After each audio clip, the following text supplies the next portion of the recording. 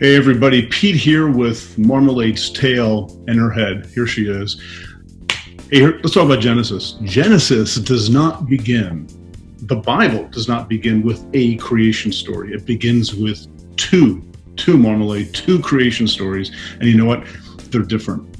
In fact, they're not really compatible. You can't sort of mesh them together and make one big creation story out of them.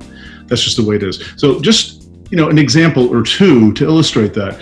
First of all, the order of creation is different in Genesis 1 vis-a-vis Genesis chapter 2. In Genesis chapter 1, remember you have the 6 days of creation, and then on the sixth day, God rests on the seventh. So the sixth day is the last working day. On the sixth day, God makes humanity, male and female, together after all the animals have been created. In Genesis chapter 2, in the story of Adam, God makes Adam the man, and then says, you know what? It's not good that you're alone. You need a companion. So tell you what I'll do. I'll make some animals.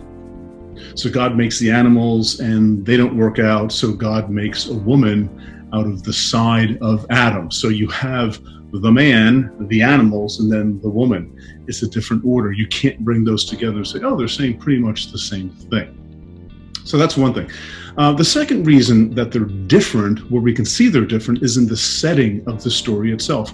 In Genesis chapter 1, the setting is a dark, sort of like oceanic mass that the Bible calls the deep. And in a lot of Bibles, the deep is even capitalized with a capital D, which is nice.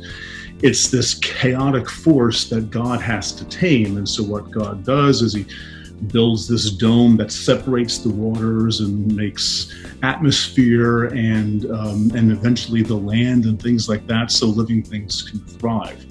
The threat in Genesis 1 is too much water. In Genesis chapter 2, the threat is not too much water, but not enough. It's dry. God has to water things. So you have these two, let's say, realities of ancient world: way too much water, which causes flooding eventually, and not enough water, which is a way to die of thirst. So at the beginning of creation, you have these two big problems, and each story handles the problem. But again, they're different stories. You can't just say they're saying the same thing. They're saying very different things. The third thing, which I think is the most important of all these, is that God is portrayed differently in these two stories. In the first story, God is portrayed as very sovereign, sort of up there and above everything, looking down, ordering things, speaking things into existence simply by speaking, by using words, and really in control, sort of like a cosmic button pusher. In Genesis chapter 2, and actually going through a bunch of chapters in Genesis from this point on, God is much more human-like. God, in Genesis chapter 2 and chapter 3, God takes a walk in the garden that God made, which implies that God has a body. But God is more human-like. God doesn't speak things into existence. He molds Adam out of the dirt of the ground and then breathes life into him. A very technical word, anthropomorphic view of what God is like. And those two views are very, very different, and they're hard to sort of reconcile. But there you have them. And they're different angles on God, and they're not really compatible. But I want to say this. Here's my big point with the way God is portrayed in these two stories. It's not that they're incompatible, but they give us two different sides of God that we're going to encounter throughout the entire Bible and actually in the life of faith every day. And you have the two gods. You have the God who's sort of up there and distant, far away, where we ask questions like, where's God when you need him? Very far, very aloof.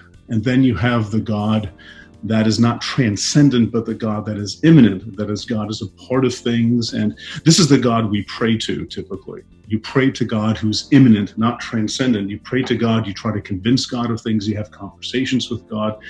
So you have the two ways of thinking about God in the Bible, but also in the life of faith, wrapped up right there in the first two chapters of Genesis. And I think that's frankly an amazing way to begin the Bible. It's actually good that these two stories are not compatible. They're giving us different angles on, let's say, the reality of Israelite faith, and then by extension, the reality of the faith of people who are still adhering to the Jewish and Christian faith even today.